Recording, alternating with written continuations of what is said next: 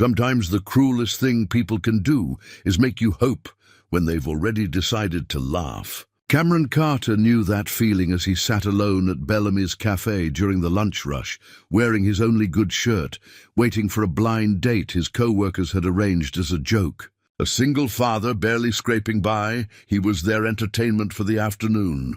Then Vivian Ashcroft walked in, a millionaire CEO who could buy the entire cafe without checking her account. Everyone waited for her to turn around, to laugh, to destroy him.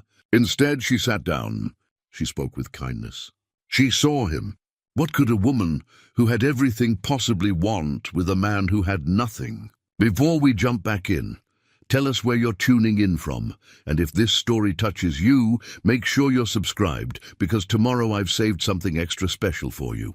The alarm clock's shrill cry cut through the darkness at 5:30 in the morning, the same as it did every day. Cameron Carter's hand shot out from under the thin blanket, silencing it before it could wake the children. For a moment, he lay there in the pre-dawn stillness of his cramped bedroom, gathering the strength to face another day. The ceiling above him bore a water stain, shaped like a question mark, a fitting symbol, he sometimes thought, for the uncertainty that defined his life. He rose quietly, his joints protesting the movement.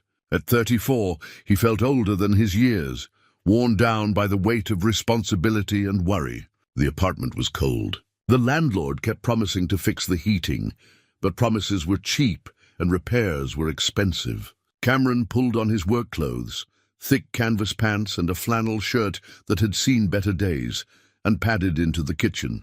The refrigerator door opened with a tired sigh, revealing its modest contents. Eggs nearly expired, a half-gallon of milk, bread for sandwiches, some leftover pasta from 2 nights ago. Cameron did the mental arithmetic he performed every morning, calculating meals against paychecks, counting days until the next bill was due. It was a mathematics of survival, and he'd become an expert at it. On the refrigerator door, held up by a faded magnet, was Autumn's latest drawing, a crayon masterpiece depicting their family. 3 figures, himself tall and thin, 7-year-old Autumn with her bright yellow hair, 10-year-old Preston with his serious expression. The 3 of them holding hands under a smiling sun. No 4th figure. There hadn't been a 4th figure in 3 years. Not since Karen died. Cameron's throat tightened, as it always did, when he thought of his late wife. The illness had come suddenly, aggressively, giving them no time to prepare. 6 weeks from diagnosis to funeral. The medical bills had arrived for months afterward, each one a fresh wound. He'd sold everything of value, borrowed from family, until there was no one left to ask, and still the debt remained, a shadow that followed him everywhere. He cracked 3 eggs into a pan, scrambling them with practiced efficiency. Toast popped up. He poured 2 glasses of milk and 1 cup of instant coffee for himself. The morning routine was a kind of meditation, his hands knowing the movements while his mind wandered. At 6:15, he woke the children. Preston emerged from the bedroom he shared with his sister, already dressed, his dark hair sticking up in the back. He was growing so fast. His pants were too short again, Cameron noticed, with a pang of guilt. New clothes would have to wait until next month. "Morning, Dad," Preston said, his voice still thick with sleep. "Morning, son. Breakfast is ready." Autumn appeared moments later, dragging her worn, stuffed rabbit by one ear. She climbed into her chair and smiled up at him with the kind of pure, uncomplicated joy that made his heart ache. How did children do that? How did they find happiness in the smallest things when the world around them was so uncertain? "Are we having pancakes?" she asked hopefully. "Not today, sweetheart. But we've got eggs and toast. Your favorite." She accepted this with the resilience children possess, digging into her breakfast with enthusiasm.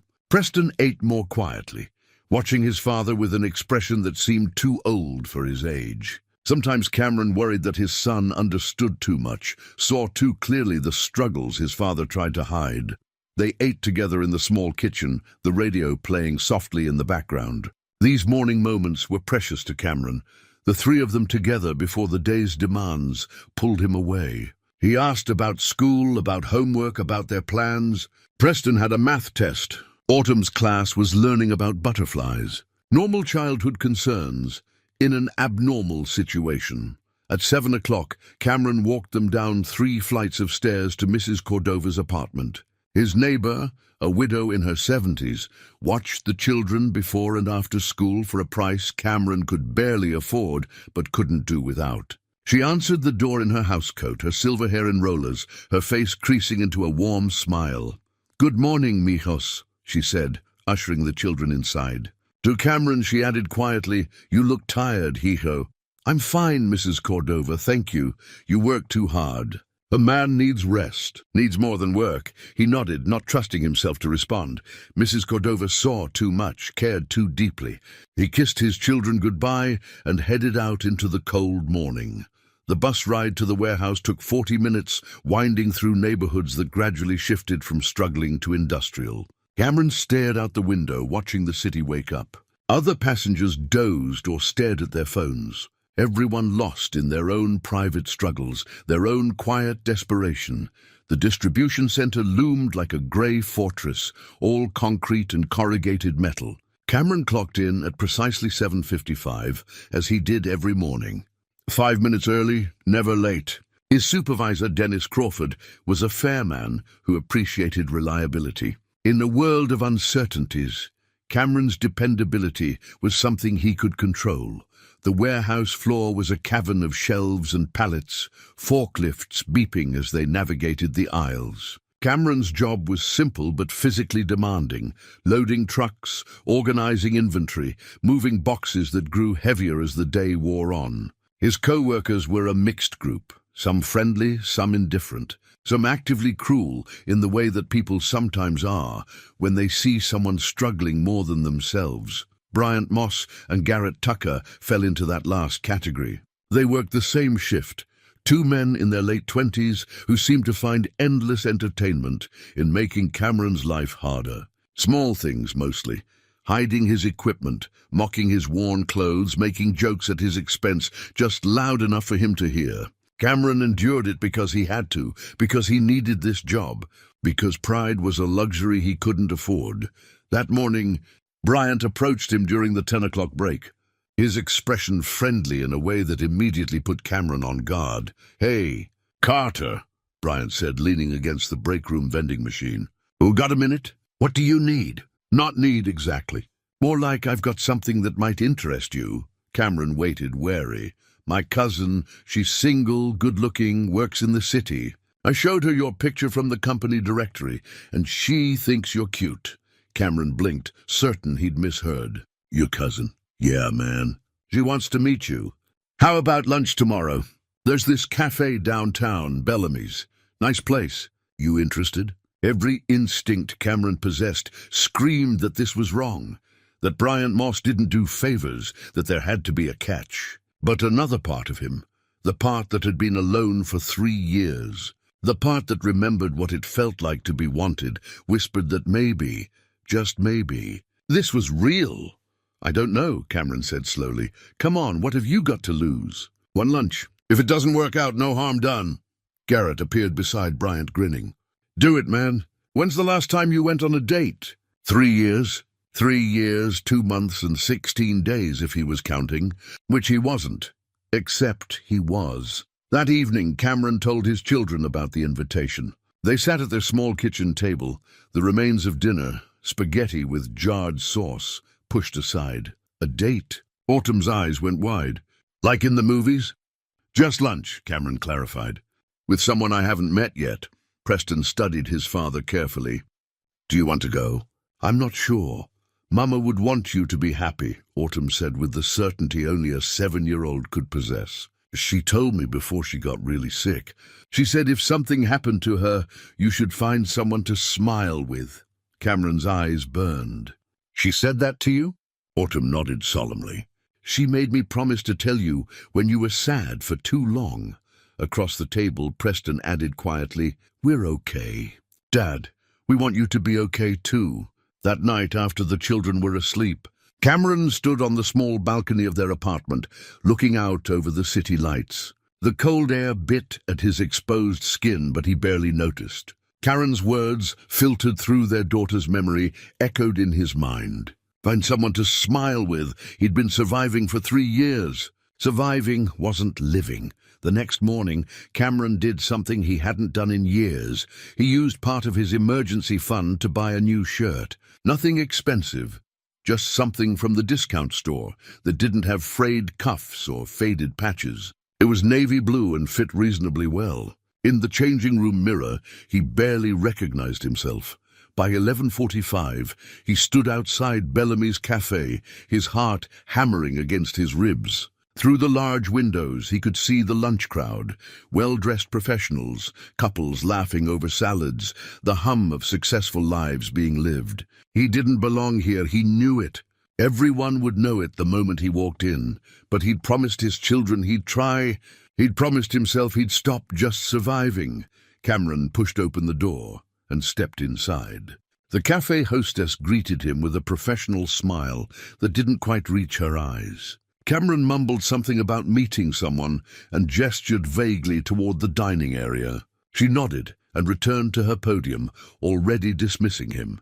He chose a table near the back corner, away from the windows, but with a clear view of the entrance. The chair felt too nice, the table too clean. Everything about this place screamed money in a language he didn't speak. Other diners glanced at him briefly before returning to their conversations, but he felt the weight of their assessment, the quick calculation of whether he belonged. Cameron ordered coffee he couldn't afford and checked his phone. 11:53. Bryant had said noon. The minutes crawled by with excruciating slowness. At 11:57, he saw them. Bryant and Garrett standing across the street, phones out, laughing. They weren't even trying to hide. The sick realization settled in his stomach like a stone. This was the punchline. He was the joke. He should leave. Walk out with whatever dignity he could salvage. But his legs wouldn't move, paralyzed by humiliation and the horrible certainty that leaving now would only give them more to laugh about. The warehouse worker who got scared and ran. They'd tell that story for months, so Cameron sat frozen, gripping his coffee cup, waiting for the inevitable. At precisely noon, the door opened. The woman who entered made every head in the cafe turn. She moved with the kind of confidence that came from knowing exactly who she was and having no reason to apologize for it. Tall, perhaps 40, with dark hair pulled back in a simple style that probably cost more than Cameron's monthly grocery budget. Her suit was understated but obviously expensive, charcoal grey, perfectly tailored. She wore minimal jewelry, a watch that caught the light, small diamond earrings, a simple pendant. But it wasn't her appearance that commanded attention. It was the way she inhabited space, the way she scanned the room with sharp, assessing eyes, the air of authority that surrounded her like an invisible cloak. Vivienne Ashcroft. He knew who she was, because everyone knew who she was. CEO of Ashcroft Industries, one of the most successful tech companies in the region. Worth more money than Cameron could conceptualize. The kind of person whose decisions affected thousands of lives, who appeared in business magazines, who moved in circles so far above his own they might as well be different planets, and she was walking directly toward his table. Cameron's mind went blank. This couldn't be happening. This was beyond cruel. Bryant had somehow convinced Vivienne Ashcroft herself to participate in this humiliation. How? Why would someone like her agree to Cameron Carter? Her voice was warm, surprisingly so. Yes, the word came out as barely more than a whisper. I'm Vivienne. May I sit? He nodded, unable to form words. She sat across from him with easy grace, setting her purse aside, meeting his eyes directly. There was no mockery in her expression, no barely suppressed laughter. Just steady, genuine attention that made him feel more exposed than any ridicule could. Have you ordered? She asked. Just coffee. She signaled the waiter, who appeared instantly with the kind of attentiveness Cameron had never experienced in any restaurant. We'll both have the autumn salad with grilled chicken, and I'll have a sparkling water with lime. The waiter nodded eagerly and disappeared. Vivienne returned her attention to Cameron. I hope you don't mind that I ordered for us. The salad here is excellent, and we both need to eat. You work the warehouse shift, don't you? That's physically demanding. You need proper nutrition. Cameron stared at her, utterly lost. I don't understand what's happening. We're having lunch, she said simply. Tell me about yourself, Cameron. What do you do at the distribution center? I'm sorry, but why are you here? Why are you doing this? Something flickered in her eyes. Respect, maybe, for his directness. Because I was invited to meet you. And because I believe in showing up when I say I will. This is a joke. My co-workers set this up to... He couldn't finish the sentence. To humiliate you, Vivian said quietly. Yes, I'm aware. The words hung between them. Cameron felt his face burning. She knew. She knew, and she was here anyway, which somehow made it worse. Then why? Because I've been the punchline before, she said, her voice taking on an edge. Because I know what it feels like to be underestimated, mocked, dismissed because of where you come from or what people think you're worth. And because you showed up anyway, knowing the risk. That takes more courage than most people have. Their food arrived. The waiter set down plates with a flourish, offering fresh pepper and parmesan. Vivian accepted both. Cameron barely noticed. I should go, he said. You could, she agreed. Or you could stay and have lunch with me. Have a genuine conversation. Let their cruel joke become something else entirely. What else could it become? Whatever we want it to be. Cameron picked up his fork, more to have something to do with his hands than from any appetite. Vivian ate with unhurried precision, seemingly unbothered by his confusion. You have children, she said after a moment. It wasn't a question. 2, a daughter 7, a son 10. How did you... Your phone wallpaper. I noticed when you checked it earlier. They're beautiful. He found himself looking at his phone, at the photo of Autumn and Preston grinning at the camera, taken last summer at the free outdoor pool. They're everything to me. Tell me about them, and somehow, impossibly, he did. Cameron heard himself talking about Preston's love of reading, how the boy could lose himself in books for hours, how he worried about his son taking on too much responsibility too young, about Autumn's endless creativity, her drawings that covered their refrigerator, her ability to find joy in the smallest things. Vivian listened with complete attention, asking questions that showed she was genuinely interested. Not the performative interest of someone being polite, but real engagement. You're a single father, she said. My wife died 3 years ago. Cancer. It was fast. I'm sorry. That's an inadequate thing to say, but I am sorry. Thank you. It must be difficult, raising them alone while working full-time. We manage. The words came automatically, the same ones he'd said 1,000 times. But then, for reasons he couldn't explain, he added, It's harder than I thought anything could be. Every day feels like walking a tightrope. One unexpected expense, one sick day, one mistake, and everything falls apart. I'm terrified all the time that I'm not enough, that I'm failing them. Vivienne set down her fork. The fact that you're terrified means you care. Bad parents don't worry about whether they're good enough. You sound like you're speaking from experience. I am. I grew up poor, Cameron. Not struggling, poor. The kind of poor where you wear the same clothes all week, where dinner is whatever you can find, where heat is a luxury. My mother worked 3 jobs. My father left when I was 8. I remember what it feels like to be hungry, to be cold, to be looked at like you're less than human because you don't have money. Cameron stared at her, trying to reconcile this story with the woman sitting across from him in her expensive suit. I worked my way through community college, then state university, she continued. Scholarships, loans, night shifts at a gas station. I started my company in a garage with $3,000 and a laptop I bought used. That was 18 years ago. Now we have 2,000 employees, and we're worth $500 million. That's incredible. It's exhausting, she said with a slight smile. Success doesn't erase where you came from. I still check price tags. I still feel guilty spending money on anything that isn't necessary. I still remember what it's like to count pennies and hope you have enough. A waiter approached, with exaggerated politeness toward Vivian, barely glancing at Cameron. Miss Ashcroft, can I get you anything else? Perhaps dessert, coffee. Before Vivian could respond, he turned to Cameron with barely concealed dismissiveness. And for you, sir? Vivian's expression hardened. Actually, you can start by addressing my companion with the same respect you show me. He's my lunch guest, and if you can't treat him appropriately, I'll speak with your manager about finding someone who can." The waiter's face went pale. "I apologize. I meant no disrespect. Then show none. We'll both have coffee." "Thank you." The waiter retreated hastily. Around them, several nearby diners had overheard the exchange. Cameron felt every eye in the cafe on them. "You didn't have to do that," he said quietly. "Yes, I did. Small cruelties accumulate. Someone has to call them out." Something shifted in Cameron's chest, a crack in the wall he'd built around himself, a small space where hope might grow. This woman, this impossibly successful, powerful woman, had just defended him, had treated him like he mattered. "Can I ask you something?" he said. "Of course. Why are you really here?" "Bryant Moss is just a warehouse worker. His cousin couldn't possibly. This whole setup makes no sense."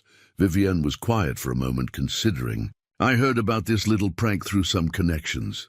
Word travels in certain circles. When I learned what they were planning, a cruel joke at the expense of a hard-working single father, it made me angry. So I made a few calls and arranged to be the date myself." "You came here to what? Rescue me?" "I came here because I wanted to. Because I could. Because watching bullies get what they deserve is one of life's small pleasures." She leaned forward slightly. "But I'm staying because I'm enjoying this conversation." "You're genuine, Cameron. That's rarer than you might think." Their coffee arrived, served with elaborate care. Through the window, Cameron could see Bryant and Garrett still watching, but their expressions had changed from anticipation to confusion. "They thought you'd laugh and leave," Cameron said. "I know. I'm sure that's disappointing for them. What happens now?" Vivienne pulled a business card from her purse and wrote something on the back. She slid it across the table. "This is my personal number. Not my office line, not my assistant. Me. Call me if you'd like to have dinner sometime. Or coffee. Or just talk." Cameron picked up the card, solid cardstock with elegant lettering. On the back, written in flowing script, "Vivienne, 55550147. I meant what I said. Call me. V. I don't understand why you'd want that. Because you showed up today even though you suspected it was a trap. Because you love your children enough to be terrified of failing them. Because you're honest about your struggles instead of pretending they don't exist. Because in the 20 minutes we've been talking, you've been more real with me than most people manage in months." She stood, gathering her purse. "Think about it. No pressure, but I hope you'll call." "Wait, you're leaving?" "I have a meeting at 2. But this was lovely, Cameron. Thank you for having lunch with me." She placed cash on the table, far more than necessary, and walked toward the door with the same confidence she'd entered with. At the entrance, she turned back and smiled at him, a genuine expression that transformed her entire face. Then she was gone, leaving Cameron alone with an empty plate, a business card, and the impossible weight of hope. Cameron walked back to work in a daze, the business card burning a hole in his pocket. The afternoon shift passed in a blur of physical labor and racing thoughts. Bryant and Garrett kept their distance, clearly confused by how their prank had unfolded. Other co-workers asked questions he deflected with vague answers. Only Dennis seemed to understand that something significant had happened, giving Cameron a knowing nod, but asking nothing. The bus ride home felt different somehow, as if the city itself had shifted while he wasn't looking. Cameron stared at his reflection in the window, trying to see what Vivienne had seen. He looked the same as always, tired, worn, ordinary. Nothing special, nothing that would attract the attention of someone like her. Mrs. Cordova handed over the children with her usual efficiency, but her sharp eyes missed nothing. "Something happened today," she said. "It wasn't a question. I had lunch with someone. The blind date. It went well?" "I think so. I'm not sure." "It was unexpected." She patted his arm. "Life is unexpected, hijo. That's what makes it worth living." Upstairs, Preston and Autumn attacked him with their usual enthusiasm, talking over each other about their day. Cameron made dinner, macaroni and cheese from a box, carrot sticks, apple slices, and listened to their chatter. Normal life, familiar rhythms. But underneath it all, the business card waited in his pocket like a promise or a threat. After dinner, while the children worked on homework at the kitchen table, Cameron stood at the sink washing dishes and allowed himself to think about it. About her.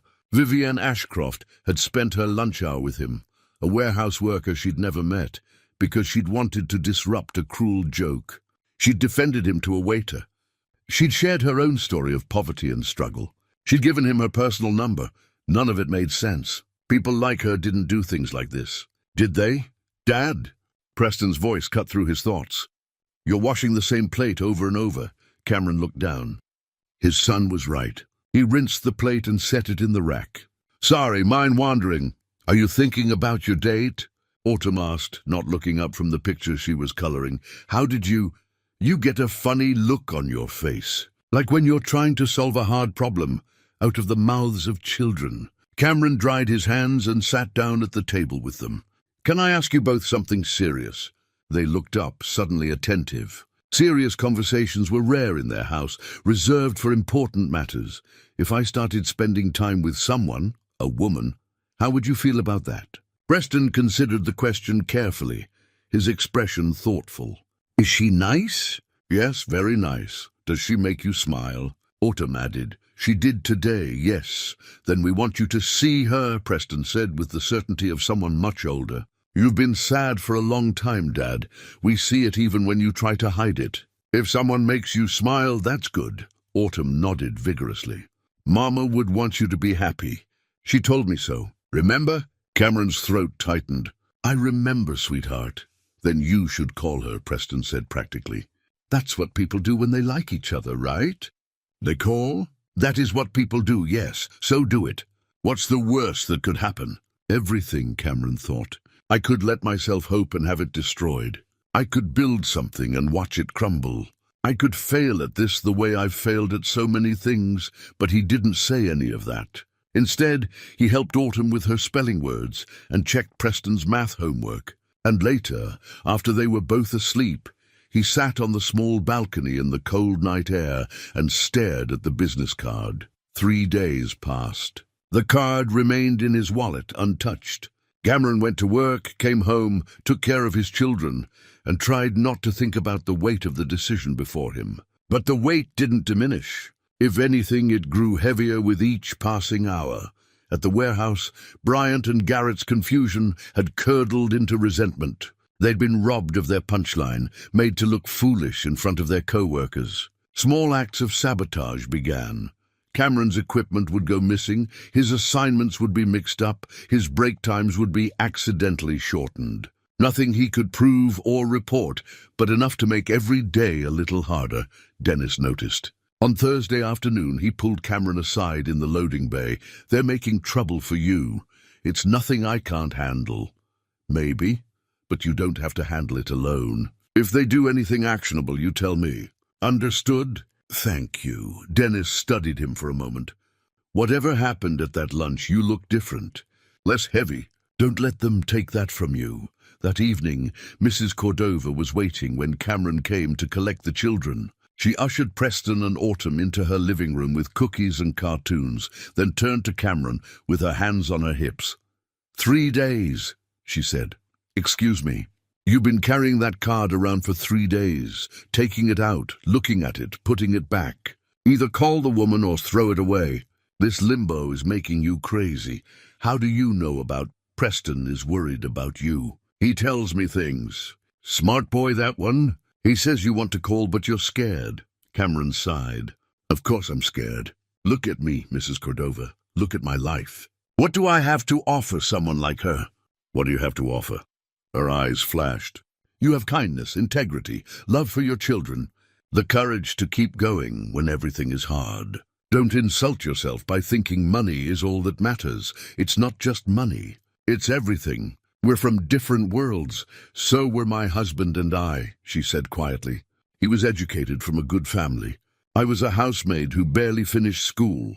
Everyone said it wouldn't work. We had 43 years together before he died. 43 years of different worlds becoming one world.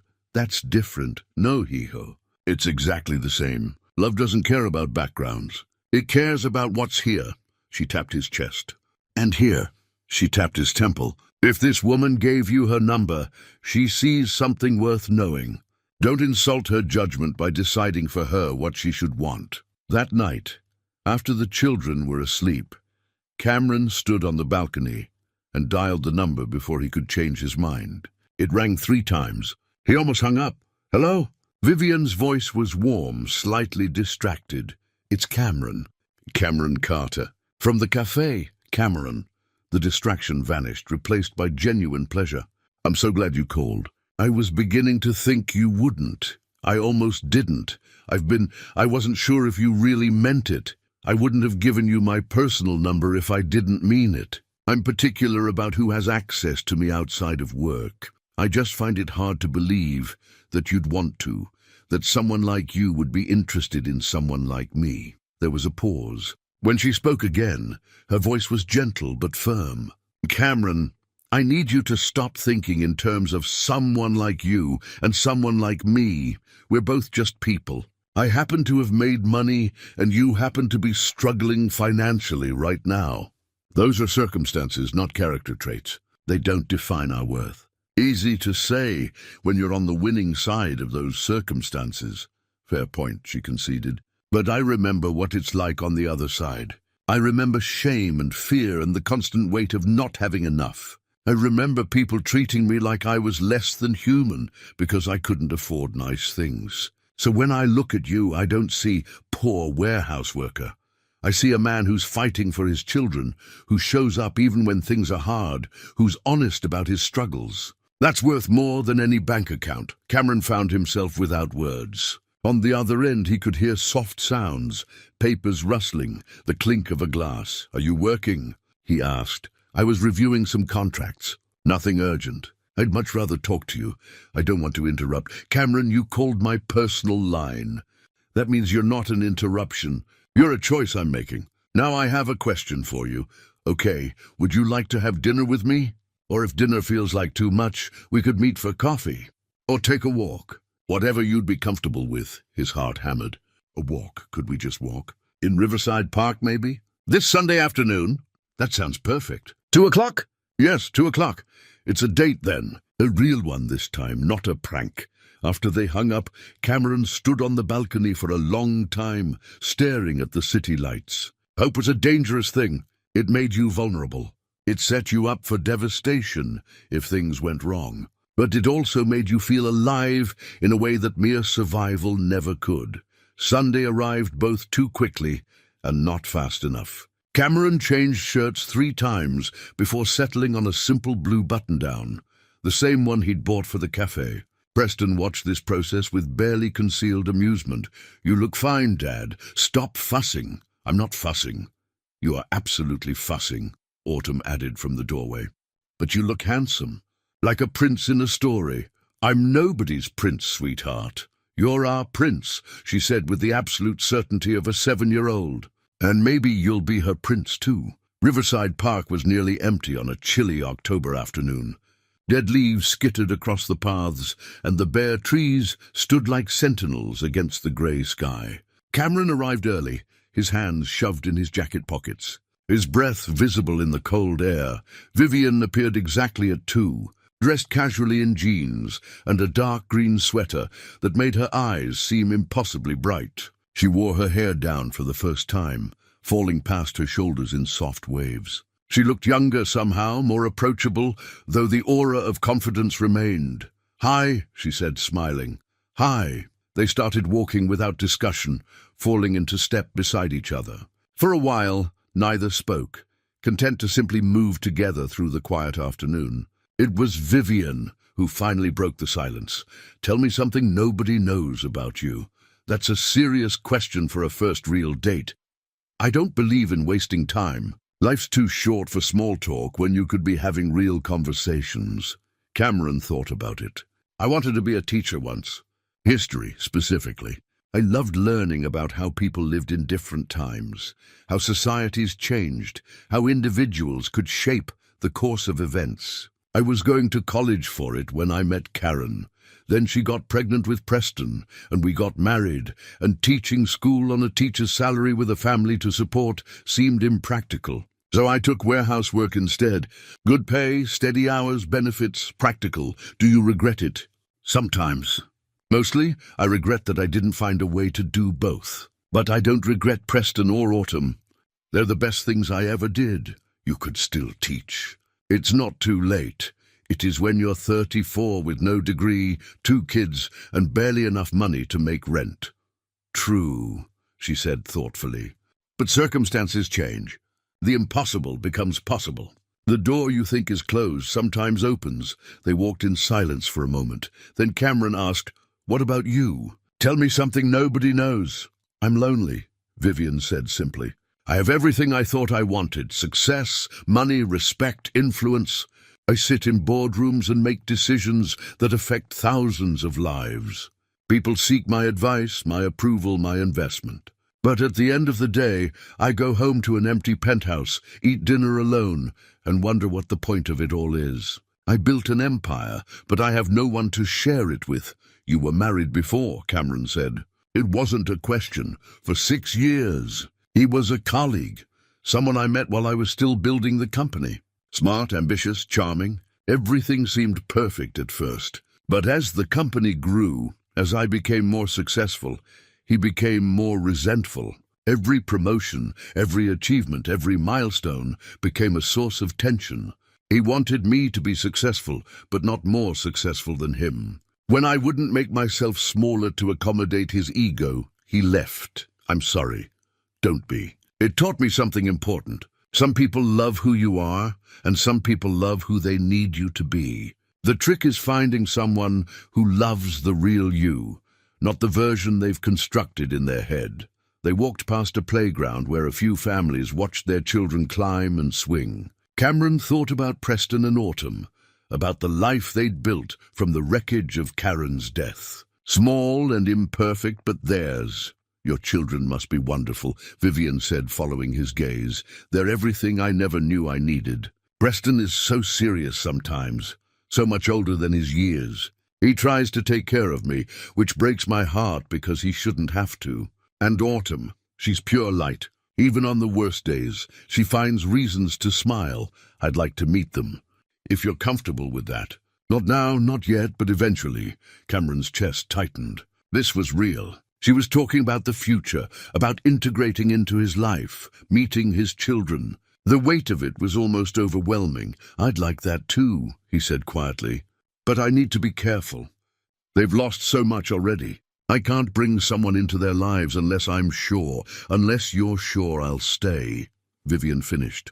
"I understand. That's wise. I wouldn't respect you if you were careless with their hearts." They found a bench overlooking the river and sat together, watching the dark water flow past. The afternoon light was fading, casting everything in shades of amber and shadow.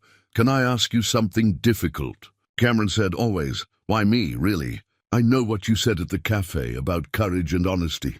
But there are plenty of honest, courageous people in the world. People who could offer you more than I can. So why are you here on a cold October afternoon, sitting on a park bench with a man who's barely keeping his head above water?" Vivian turned to face him fully.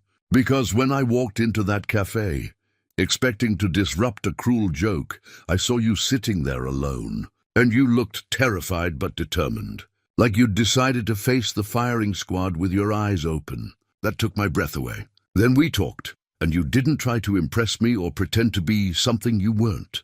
You were just yourself, flawed, struggling, honest. Do you know how rare that is in my world? Everyone wants something from me. Everyone is performing, calculating, trying to present their best angle. You just were. That's why. I don't know how to be anything else. I know. That's the point. A jogger passed, then a couple walking a small dog. Normal people living normal lives, unaware of the 2 people on the bench negotiating the terms of hope. "I'm afraid," Cameron admitted, "of this, of us. Of letting myself believe this could work. Good. Fear means you're taking it seriously. I'm afraid too. You? Of what? Of hurting you. Of being the wealthy woman who sweeps in and then leaves when things get complicated. Of proving right. Everyone who'll say this is just a whim, a phase, me playing at something that isn't real. I don't want to be that person, Cameron. I don't want to be another thing that breaks you. He reached out then, surprising himself, and took her hand. It was warm despite the cold air, her fingers slender and strong. She threaded her fingers through his and held on. Then let's make a deal, he said. We'll be honest with each other. Completely honest even when it's uncomfortable. If this gets too hard, if the differences between our lives become too much, we say it. No ghosting, no fading away, no wondering. We talk. I can do that, Vivian said. I can absolutely do that. They sat together as the sun set, hands clasped, breathing the same cold air. And for the first time in 3 years, Cameron allowed himself to believe that maybe, just maybe, happiness wasn't something that had died with Karen. The weeks that followed established a new rhythm. Phone calls after the children were asleep, when Cameron would stand on his balcony and Vivian would curl up in whatever corner of her penthouse felt least empty. They talked about everything and nothing, childhood memories, favorite books, small frustrations, large dreams. She told him about boardroom politics and difficult decisions. He told her about warehouse drama and Preston's latest report card. They saw each other when they could, which wasn't as often as either would have liked. Coffee on Tuesday mornings before Cameron's shift. A walk through the city on Saturday afternoon. Brief meetings that felt stolen from their regular lives, precious because of their scarcity. At work, the situation with Bryant and Garrett deteriorated. They'd figured out who Cameron was seeing, though he'd never told them. Someone had seen them together, or maybe they'd done research, but either way, the knowledge made everything worse. The sabotage escalated. Cameron's time card went missing twice, causing him to miss a paycheck that took 2 weeks to straighten out. His equipment malfunctioned in ways that seemed suspiciously convenient. Nothing he could prove, but everything designed to make his life harder. Dennis did what he could, but his hands were tied without evidence. Keep a record of everything, he advised. Dates, times, incidents. If they slip up, I want ammunition. At home, things were better. Preston and Autumn noticed their father's improved mood. The way he smiled more easily, the lightness that had crept back into his voice. They asked about Vivian constantly, what she was like, what they talked about, when they could meet her. Soon, Cameron promised. When the time is right. That time came sooner than expected. Autumn's 8th birthday approached, and she made her wish clear. I want Vivian to come to my party, she announced one evening at dinner. Cameron's stomach dropped. Sweetheart, it's going to be a small party. Just a few of your school friends here in the apartment. Nothing fancy. So, I want her there. She's important to you, so she's important to me. Preston nodded his agreement. It makes sense, Dad. If she's going to be part of our lives, she should be at important things. And Autumn's birthday is important.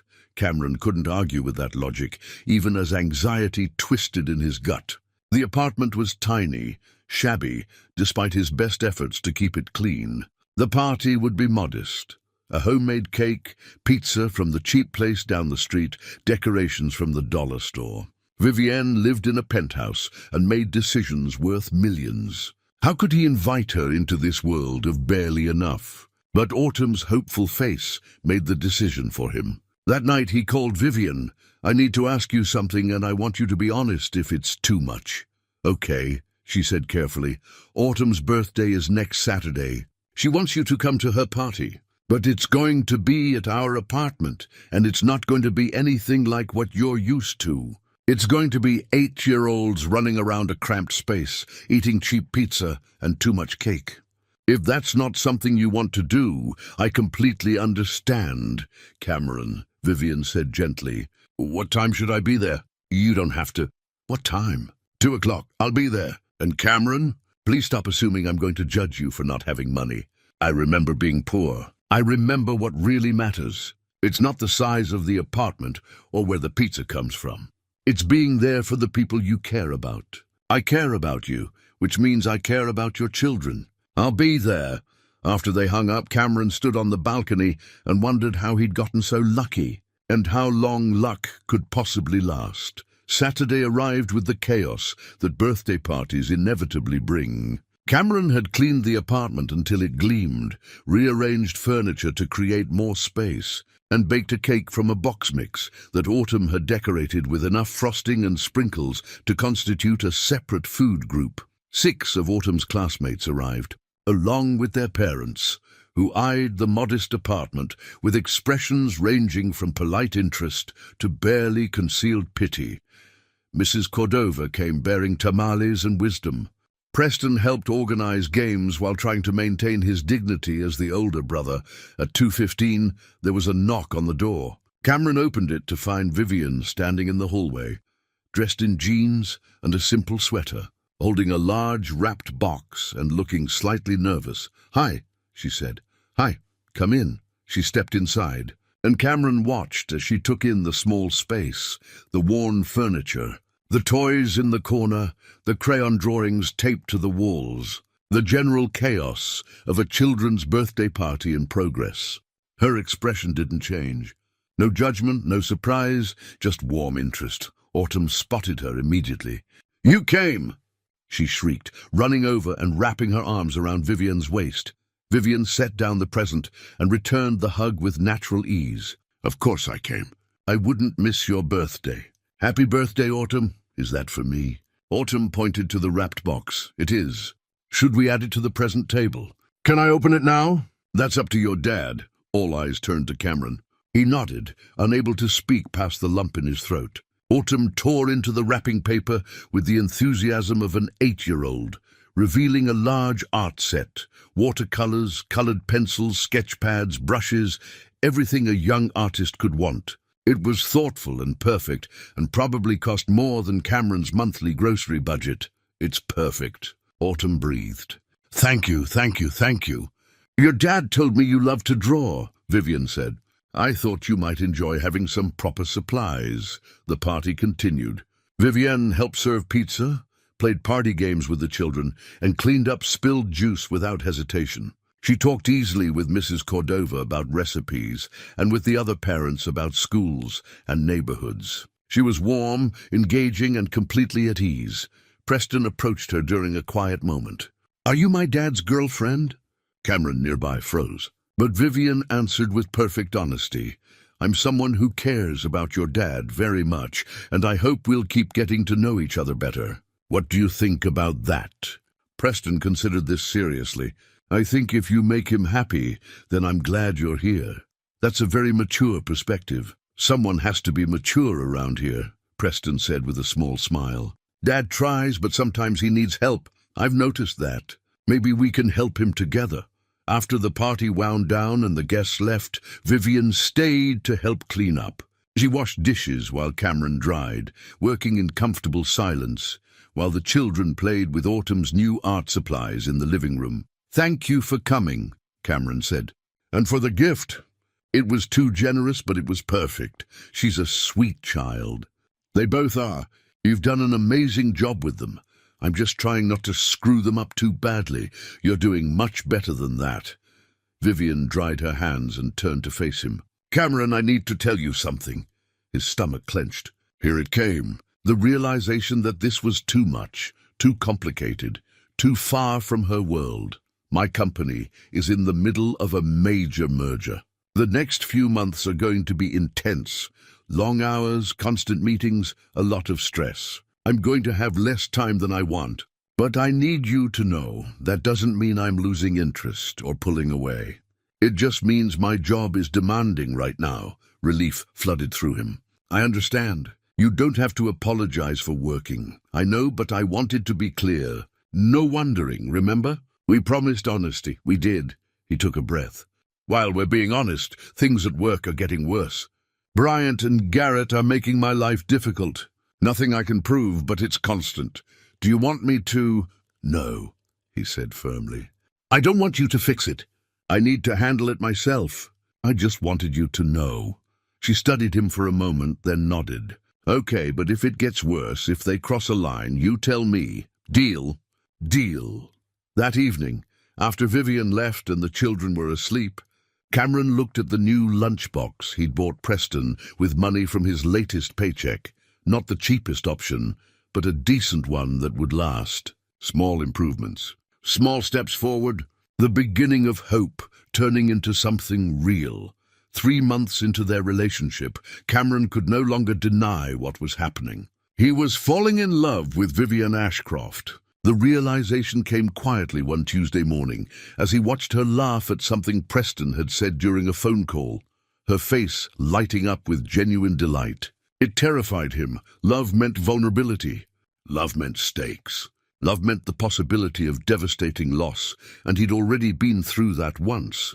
He wasn't sure he could survive it again, but the heart doesn't ask permission. It simply feels. Vivian's merger consumed her increasingly. Their phone calls became shorter, interrupted by urgent messages and late-night conference calls. She apologized constantly, which only made Cameron feel worse because she had nothing to apologize for. She was building something important. He understood that. He just missed her. At the warehouse, Bryant's campaign of harassment intensified. Small acts became calculated attacks. Cameron's work assignments were deliberately scrambled, making him look incompetent. Supplies he needed would vanish. His time clock entries were mysteriously altered, creating discrepancies in his hours. Then came the formal complaint. Bryant filed paperwork, claiming Cameron had been verbally aggressive toward him, threatening and unprofessional. It was completely false, but it went into Cameron's personnel file nonetheless. Dennis called him into the office, his face grave. "I know this is garbage," Dennis said, tapping the complaint form. "But my hands are tied.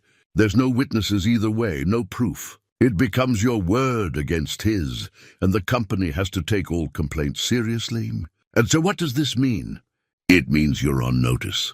One more complaint, legitimate or not, and there could be consequences. Suspension, maybe termination. I'll fight it if it comes to that, but you need to be careful."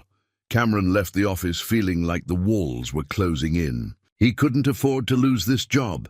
One paycheck away from disaster was the reality of his life. Bryant knew this. Bryant was counting on it. He didn't tell Vivian. She had enough to worry about with the merger. Besides, what could she do? Swoop in and rescue him again? He'd meant what he said. He needed to handle this himself, but the weight of it pressed down on him, making every day feel like walking through deep water. The weekend brought a small reprieve. Vivienne, exhausted from marathon negotiating sessions, suggested something unexpected. "My company is hosting a charity event at the Botanical Gardens Sunday afternoon. Would you and the children like to come? It would give me an excuse to actually enjoy it instead of just working the room." Cameron's first instinct was to refuse. A corporate charity event meant wealthy donors, influential people, Vivienne's professional circle. It meant exposing his children and himself to a world where they clearly didn't belong. But Preston overheard the conversation and made the decision for him. "We'd love to come. Right, Dad?" Autumn bounced on her toes. "I've never been to a botanical garden. Please, Daddy, please." How could he deny them this? How could he let his own insecurity rob them of an experience they'd enjoy? "We'd be honored to come," he told Vivienne, hoping his voice didn't betray his anxiety. Sunday morning involved another wardrobe crisis. Cameron borrowed a suit from a thrift store, slightly too large but presentable. Preston wore his school clothes, the nicest he owned. For Autumn, Mrs. Cordova worked a small miracle, altering one of her granddaughter's old dresses to fit perfectly. "You all look beautiful," Mrs. Cordova said, straightening Cameron's tie. "Now go, hold your heads high. You belong anywhere you choose to be." The botanical gardens were breathtaking. Glass conservatories soared overhead, filled with exotic plants and flowers that transformed the autumn afternoon into an eternal spring. Well-dressed attendees mingled on manicured lawns, sipping wine and making conversation that probably moved millions of dollars. Cameron felt every eye that turned their way, every subtle assessment. His borrowed suit suddenly felt more obvious. Autumn's altered dress looked homemade because it was. Preston's too short pants revealed the truth about their circumstances, but then Vivian appeared, resplendent in a navy dress that probably cost more than Cameron's monthly rent, and her face transformed with genuine joy when she saw them. "You came," she said, embracing each of them in turn. "You look wonderful, all of you. Come on, let me show you around." She didn't treat them like charity cases or embarrassments. She introduced them to people with pride. "This is Cameron and his children, Preston and Autumn. Not the warehouse worker, not my friend from the other side of the tracks, just their names, offered with respect." The children were enchanted. They explored the conservatories with wide eyes, marveling at orchids and palms and flowers they'd only seen in books. Vivian walked with them, pointing out interesting specimens, letting Autumn's questions flow without impatience. Preston stuck close to Cameron. "Everyone here is rich, aren't they?" "Most of them, yes. Do you feel weird about it?" Cameron considered lying, but he'd never lied to his children about important things. "A little. But we're here because Vivian wants us here. That's what matters. She really likes you, Dad. I can tell. I really like her too." A man approached, tall and silver-haired, wearing a suit that probably cost more than Cameron's car had. He had the bearing of someone used to deference, to being the most important person in any room. "Vivian," he said, his tone carrying weight. "Might I have a word?" "Of course, Richard. But first, let me introduce you. This is Cameron Carter and his children. Cameron, this is Richard Sutherland, one of our board members." Richard's handshake was brief, his smile perfunctory.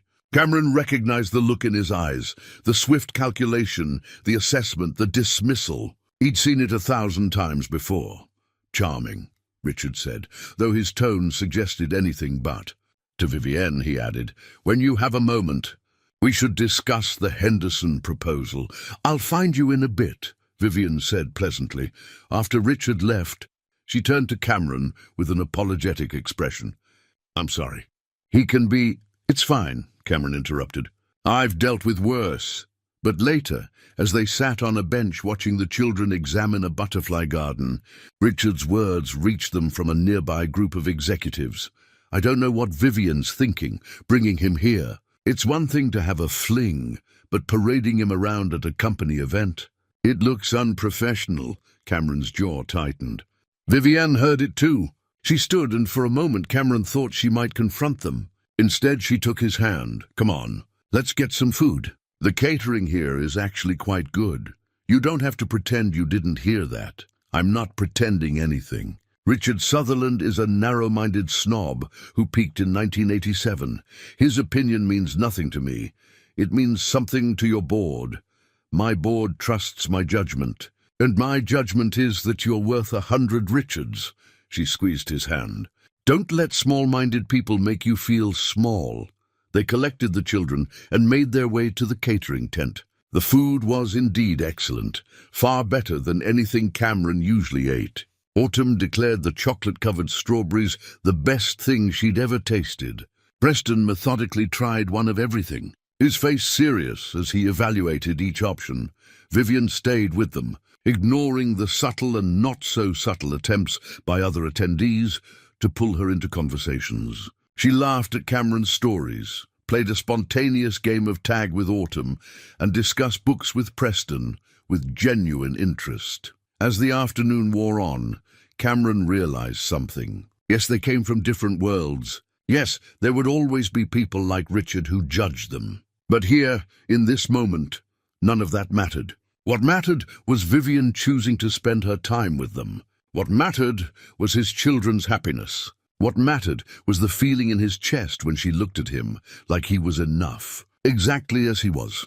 Later, as they prepared to leave, Autumn presented Vivian with something she'd made from fallen flower petals, a small, carefully arranged artwork pressed between two clear leaves. "For you," Autumn said shyly, "because you're beautiful like the flowers." Vivian's eyes grew bright with unshed tears. She knelt down to Autumn's level. "This is the most beautiful gift anyone has ever given me. I'm going to treasure it always, really.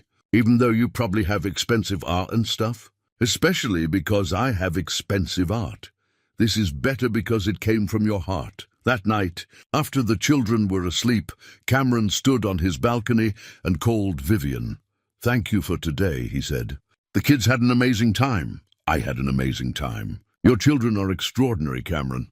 You've raised them with such grace and kindness. I just try not to screw up too badly.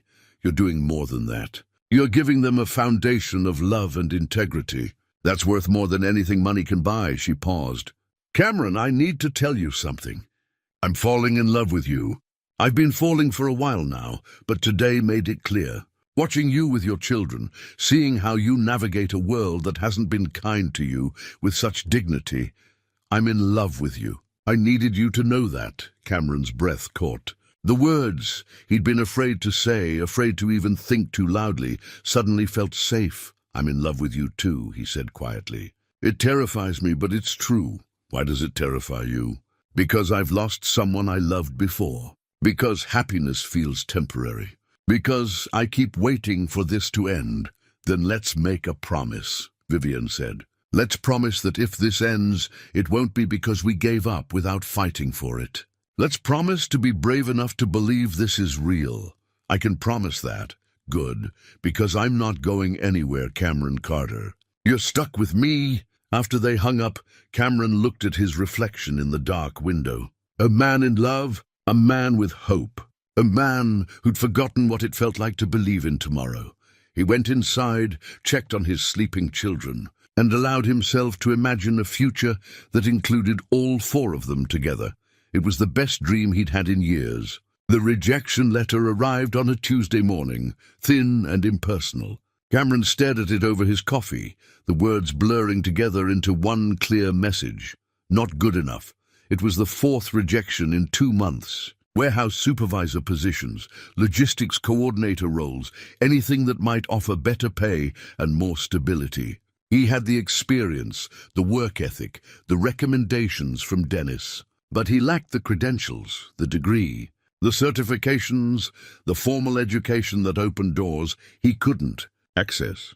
The letter felt like a verdict on his entire life. Trapped, stuck, permanently relegated to the bottom rung because he'd made the practical choice years ago, because he'd prioritized immediate survival over long-term possibility. He folded the letter and tucked it into his wallet, another artifact of limitation. Then he got his children ready for school and went to work, because that's what you did when you had no other options. At the warehouse, Bryant had become emboldened. The false complaint had worked, putting Cameron on notice, making him vulnerable. Now Bryant pushed boundaries constantly, testing how far he could go. Tools went missing right before Cameron needed them. Shipments were rerouted without his knowledge, making him look incompetent when deadlines were missed. Small cruelties that added up to a hostile work environment, but all deniable, all explainable as coincidence or miscommunication. What made it worse was the why. Dennis had mentioned it in passing. Bryant had somehow discovered Cameron was dating Vivian Ashcroft. The warehouse rumor mill had been working overtime. "He's eaten up with jealousy," Dennis said during a break. "Thinks you're getting something you don't deserve. Like success with women is something you earn through money or status. Maybe he's right. Maybe I don't deserve it." Dennis fixed him with a hard look. "Don't do that. Don't let him get in your head. You're a good man, Cameron. The fact that a successful woman sees that isn't luck. It's her being smart enough to recognize quality."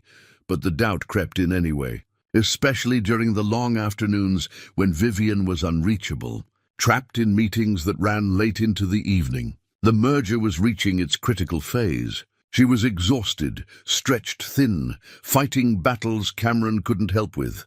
Their time together dwindled to stolen moments. A quick coffee before his shift. Late-night phone calls that lasted 5 minutes before she had to go. She apologized constantly, which made him feel guilty for wanting more of her time.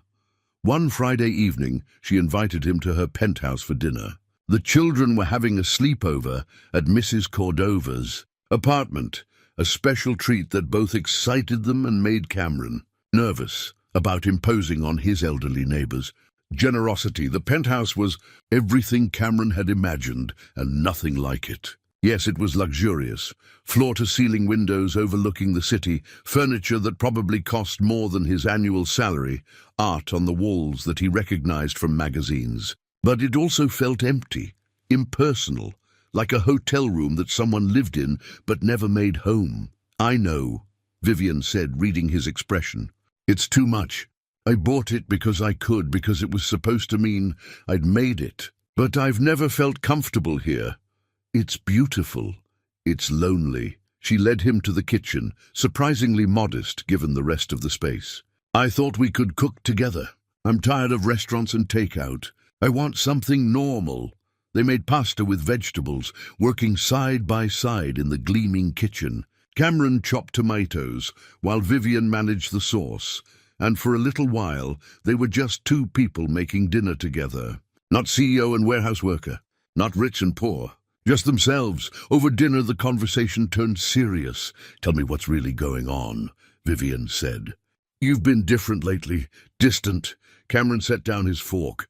Honesty, they'd promised. I've been applying for better jobs, trying to improve my situation. Every application gets rejected. I have the experience, but not the credentials. I could help with that. Recommendations, connections, no. The word came out sharper than he intended. I'm sorry, but no. I need to do this myself. I need to prove I can stand on my own, that I'm not just the man who got lucky dating someone successful. Is that what you think? That you're lucky? Aren't I? Look at where we are, Vivian. Your penthouse, your life, everything you've built. And then look at me, a warehouse worker in a borrowed suit, barely keeping his head above water, dependent on... Don't finish that sentence, she interrupted, her voice sharp. Don't reduce yourself like that. And don't reduce what we have to some kind of charity case. I'm not, You are. You're doing exactly that. You're so focused on the money difference that you can't see past it. I don't care about your bank account, Cameron. I care about you, your character, your kindness, the way you love your children, the way you've survived things that would have broken other people. That's what matters to me. Easy to say when money isn't a problem for you. The words hung between them, harsh and true. Vivian's expression hardened. You're right. It is easy for me to say because I have money now. But I remember what it was like when I didn't. I remember checking price tags and putting things back. I remember the shame of not being able to afford things other people took for granted. So don't tell me I don't understand. That's not what I meant. Then what did you mean? Because from where I'm sitting, it sounds like you're looking for reasons why this can't work. Like you're so invested in seeing yourself as not enough that you can't accept that I think you are. Cameron stood, suddenly needing space. He walked to the windows, staring out at the city lights. All those lives being lived, all those people with their own struggles and triumphs. Somewhere down there, in an apartment that cost a fraction of this penthouse, his children were asleep, dreaming their small dreams. I'm scared, he said finally. I'm scared that one day you'll wake up and realize you could have someone easier. Someone who fits into your world without effort. Someone who doesn't drag you down with his problems. He heard her approach, felt her hand on his shoulder. Cameron, look at me. He turned. Her eyes were bright with unshed tears. I don't want easier. I don't want someone who fits into my world perfectly, because my world is cold and calculated and lonely. You brought warmth into it. You brought realness. Your problems aren't dragging me down. They're reminding me what actually matters. Can you understand that? I'm trying. Then try harder. Because I'm getting tired of defending my own feelings. I'm tired of having to prove to you that I know what I want. I chose you, Cameron. Not in spite of who you are, but because of who you are. When will that be enough? The question hit him like a physical blow. When would it be enough? When would he stop waiting for the other shoe to drop? For reality to reassert itself? For the fairy tale to end? I'm sorry, he said quietly. You're right. I've been sabotaging this because I'm afraid of losing it. That's not fair to you. No, it's not. She took his hand. I'm not going anywhere, but you have to let me stay. You have to stop pushing me away with both hands while claiming you want me close. I do want you close. I love you. I love you too. But love isn't enough if we can't trust it.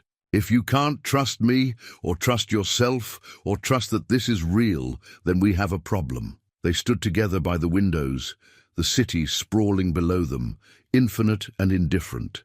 Cameron thought about Mrs. Cordova's words, pride is expensive. What was he protecting by insisting on doing everything alone? What was he proving? I'll work on it, he said. The trust thing. I'll work on believing I deserve this. We'll both work on it, Vivian said. Together. That's the whole point of together. You don't have to carry everything alone. They spent the rest of the evening talking, really talking, about fears and hopes and the messy reality of trying to build something real. They argued and argued again, but underneath it all was the recognition that they were fighting for the relationship, not with each other. Late that night, as Cameron prepared to leave, Vivienne stopped him at the door. "Stay," she said. "Not for anything but sleep. I don't want to be alone tonight." He stayed. They lay together in her enormous bed, her head on his chest, his hand in her hair, and talked until they couldn't keep their eyes open. About everything and nothing. About dreams they'd given up and dreams they might rebuild. "I'm glad you called me that day," she murmured, half asleep. After the cafe, "I'm glad you took the chance. Me too. Promise me something." "What?" "Promise me you'll tell me when things get hard. Not just the little things, the big things too. Your struggles at work, your fears, all of it. No protecting me from your reality. I promise. If you promise the same, deal." She fell asleep in his arms, and Cameron lay awake for a long time, staring at the ceiling, thinking about trust and fear and the courage it took to let someone in, to let someone see you completely and believe they wouldn't walk away. He thought about the rejection letter in his wallet, about Bryant's harassment, about all the ways his life felt like it was held together with duct tape and hope. And he thought about Vivian, choosing him despite all of it. Maybe Mrs. Cordova was right. Maybe what he had to offer wasn't measured in dollars or credentials. Maybe it was measured in something deeper, the capacity to love fully, to show up honestly, to be real in a world that rewarded performance. Maybe he was enough exactly as he was. The thought felt revolutionary. The package arrived at Vivian's office on a Monday morning, unremarkable brown packaging with no return address. Her assistant brought it in with the rest of the mail, setting it on her desk during a brief break between meetings. Vivian opened it absently, her mind still on the merger negotiations that had consumed her weekend. Inside was a folder unmarked. She flipped it open. The first thing she saw was a photograph of herself and Cameron taken at the Botanical Gardens. Then another from outside Bellamy's cafe. More photos, dozens of them, chronicling their relationship with unsettling detail. Coffee dates, park walks, Cameron leaving her building early one morning, her stomach tightened. Someone had been following them, documenting them.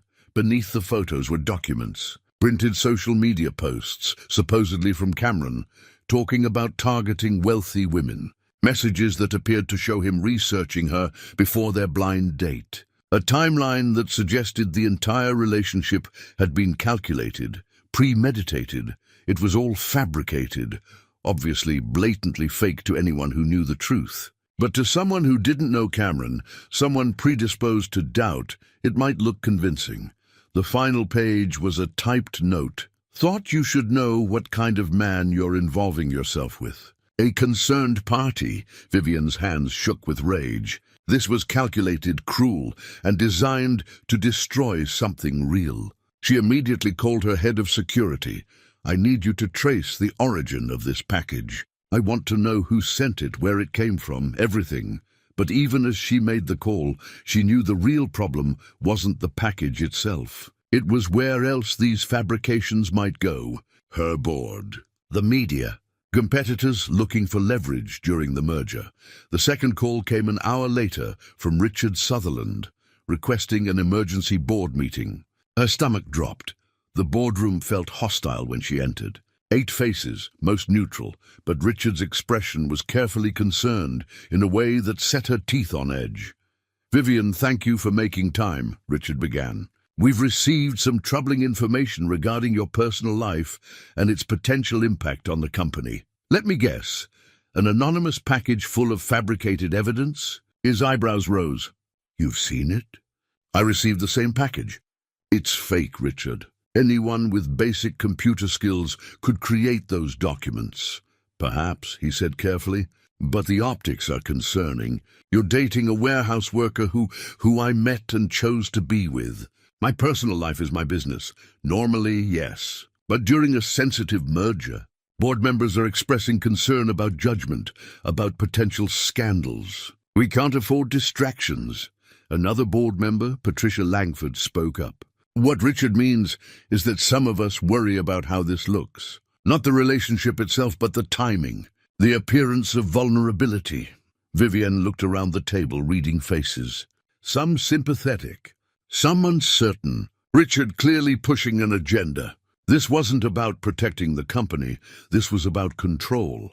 I appreciate your concerns, she said evenly, but I won't be making decisions about my personal life based on fabricated evidence and optics. Cameron Carter is a good man, period. If anyone has actual concerns about my judgment or performance, present them. Otherwise, this discussion is over. It's not that simple, Richard pressed. The merger partners are conservative, traditional. If they get wind of controversy, then we'll deal with it. But I won't throw away someone I care about because of hypothetical concerns and fake documents. The meeting ended in tense stalemate. Vivienne returned to her office, her mind racing. She needed to tell Cameron, but how? How did you explain that someone hated you enough to try to destroy your happiness? She called him during his afternoon break. Something's happened, she said without preamble. Someone sent fabricated evidence to my board, suggesting you're using me, that our relationship is some kind of con.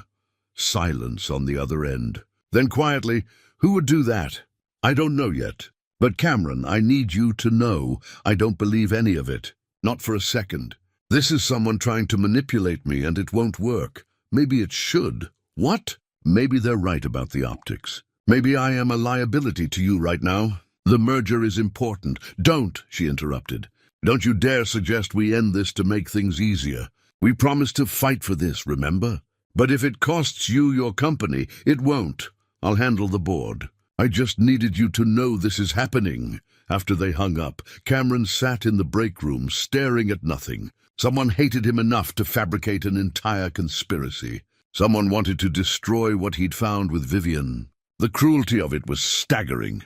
Dennis found him there 20 minutes later. You look like someone died. Cameron explained the situation, his voice flat. Dennis listened, his expression darkening. I think I know who did this, Dennis said slowly. What? Bryant. I've seen him on his phone constantly, taking pictures, always watching you. I thought he was just being his usual self, but this is exactly his speed. Why would he go to such lengths? Because he's eaten up with jealousy. Because people like Bryant can't stand to see someone they consider beneath them succeed. Because cruelty is entertainment to him. Dennis paused. I might be able to prove it. How? Last week, I saw him leave his phone unattended during a shift change. I didn't think much of it then, but if he's been documenting you, building this case, there might be evidence on his phone. You can't just take someone's phone. I'm not suggesting that. But if he leaves it unattended again, and if I happen to notice it's unlocked, and if I happen to see evidence of a crime being committed, well, that's different. 3 days later, Dennis called Cameron after his shift ended. Get to my office, now. Cameron arrived to find Dennis looking grim, his computer screen turned toward the door. On it were screenshots, dozens of them, photos of Cameron and Vivienne, drafts of the fake social media posts, messages between Bryant and someone else, coordinating the campaign. I was right, Dennis said. He left his phone on his locker during break. Screen unlocked, messages open. I used my phone to photograph what I saw. This is all him, Cameron. Every bit of it. Cameron stared at the evidence, feeling sick. The level of obsession, of calculated malice. It was overwhelming. There's more, Dennis said quietly. Look at who he was messaging. Cameron leaned closer. The contact name was just initials. R.S. Richard Sutherland, Dennis said. Your girlfriend's board member. They're related somehow. I did some digging. Bryant is his nephew, the room tilted. This wasn't just workplace bullying. This was a coordinated attack from inside Vivienne's own company. Richard Sutherland had conspired with Bryant to destroy Cameron's relationship with Vivienne. This was never about me, Cameron said slowly. This was about getting to her.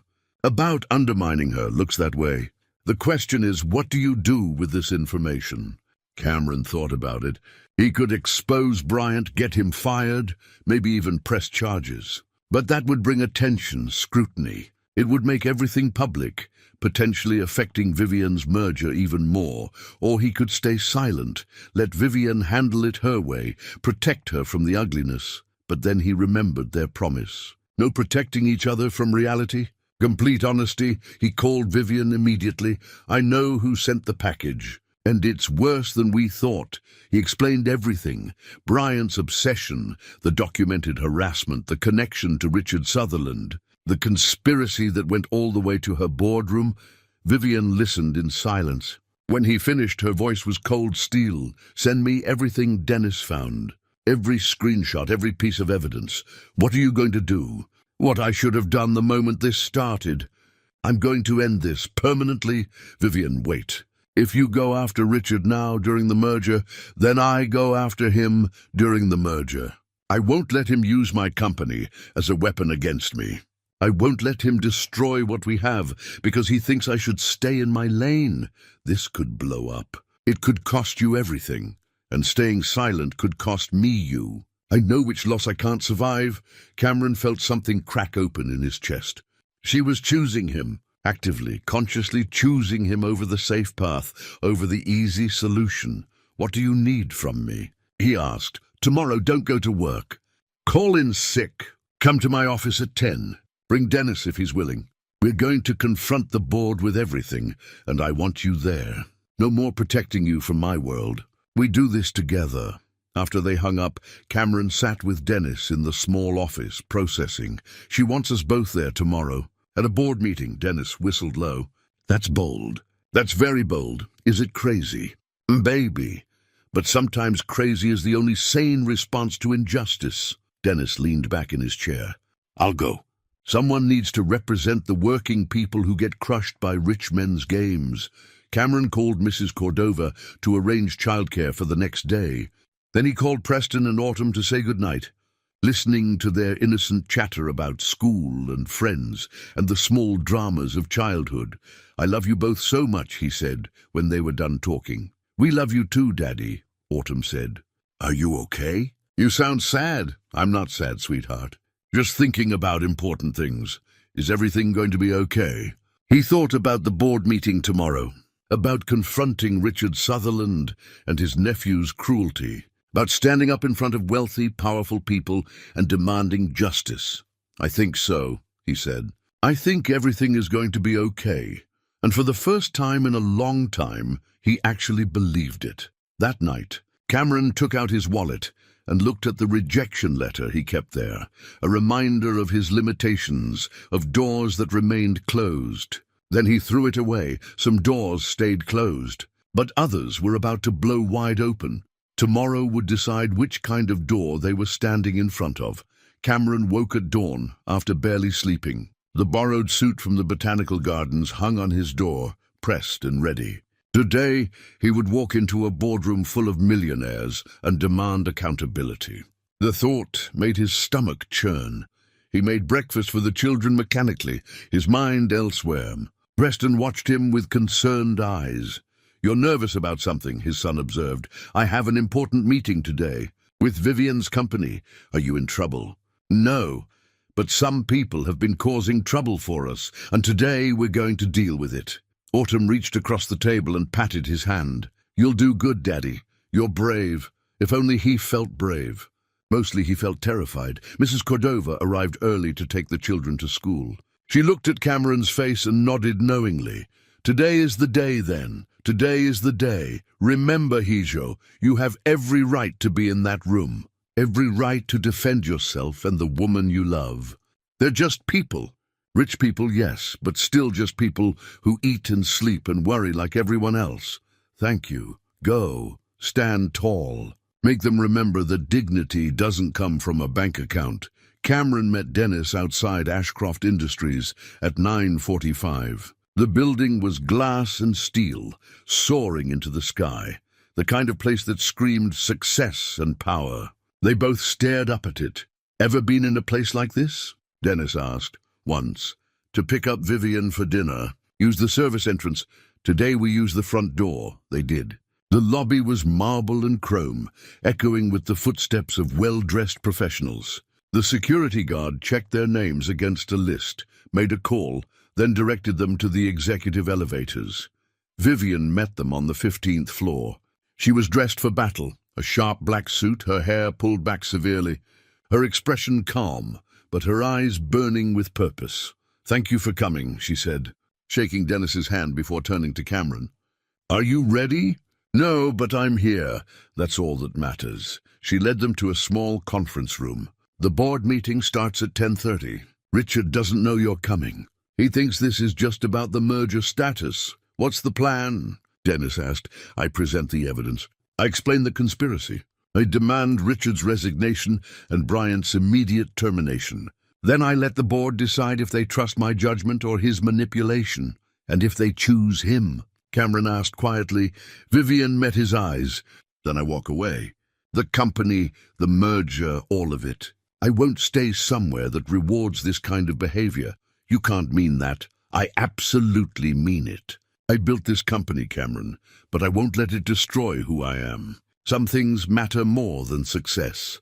At 10:15, Vivian's assistant brought in documents, printed copies of everything Dennis had found, organized into folders for each board member. The evidence was damning.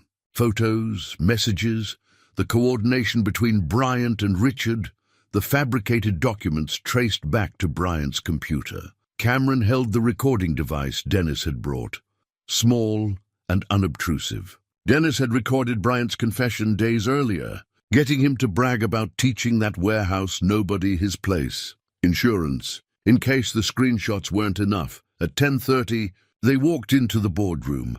8 board members sat around a massive table. Richard Sutherland was at the far end, looking confident and comfortable. When he saw Cameron and Dennis, his expression flickered, surprise, then calculation, then careful neutrality.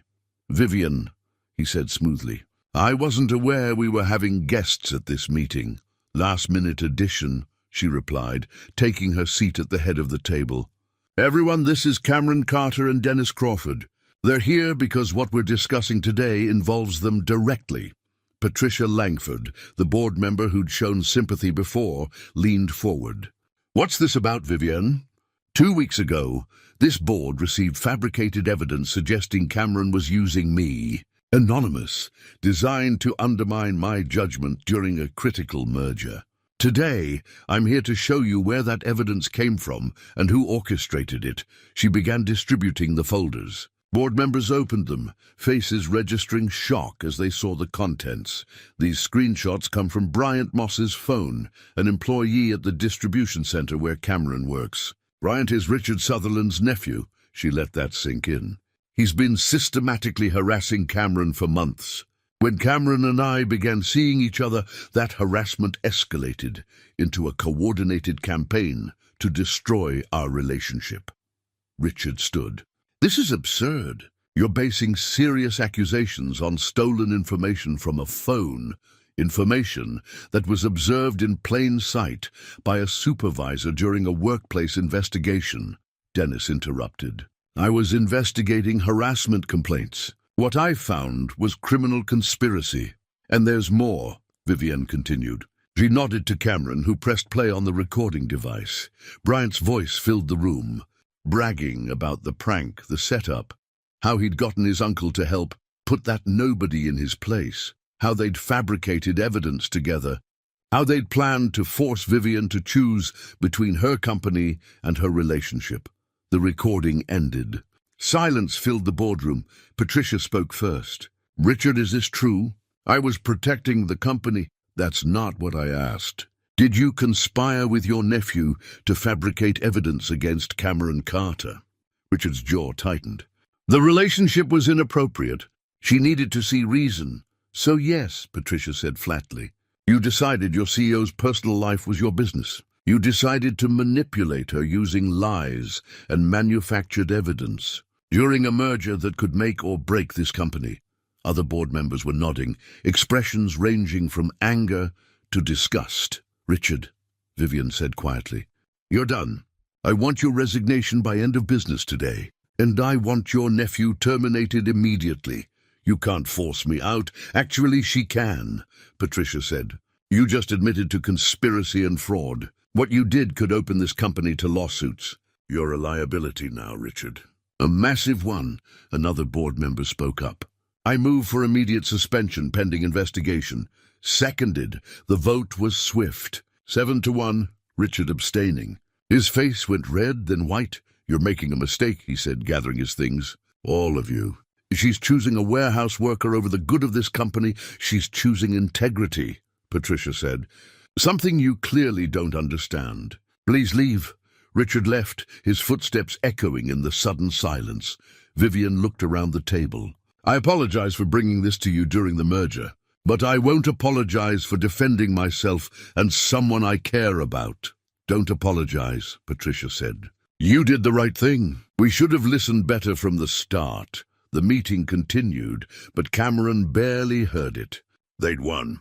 Against all odds, against power and money and institutional bias. They'd won, later, outside the building.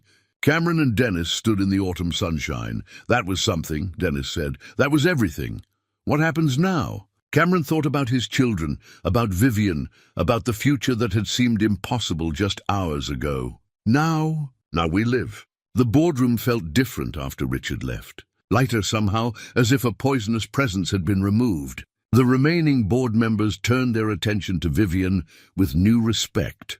Walk us through the merger status, Patricia said. And please, be honest about whether this situation has compromised anything. Vivian spent the next 20 minutes detailing the merger negotiations. Cameron watched her transform into the CEO she was, sharp, strategic, commanding. This was her element, her kingdom, and she'd risked it all to stand beside him. The Henderson Group knows nothing about this situation, Vivian concluded. The merger is on track. Richard's removal might actually help. He was resistant to some key terms that would benefit our long-term growth. And your personal situation? Another board member asked carefully. I'm not judging. I'm asking practically.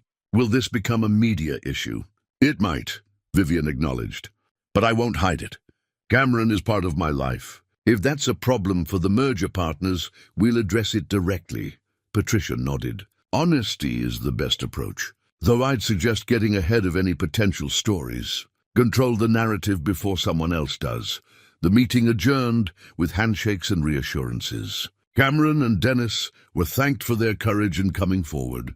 It felt surreal. Outside, Vivian leaned against the building, suddenly looking exhausted. That was the hardest thing I've ever done, she said. You were incredible, Cameron replied. We were incredible. You stood there in front of those people and didn't back down. That takes more strength than most people have. Dennis cleared his throat. I should head back to the warehouse. There's going to be fallout when Bryant gets terminated. I want to be there to manage it. Thank you, Cameron said. For everything. For seeing what was happening. For having my back. That's what decent people do, Dennis said simply. They have each other's backs. After Dennis left, Cameron and Vivian walked to a nearby cafe. They sat outside despite the cold, needing air and space. What happens now? Cameron asked. Now the company's legal team handles Richard's exit. Bryant will be terminated today. And she took his hand, we figure out what comes next for us. There's going to be attention. Questions about who I am, where I come from. I know people will say terrible things. That I'm using you. That you're slumming. That we're some kind of publicity stunt.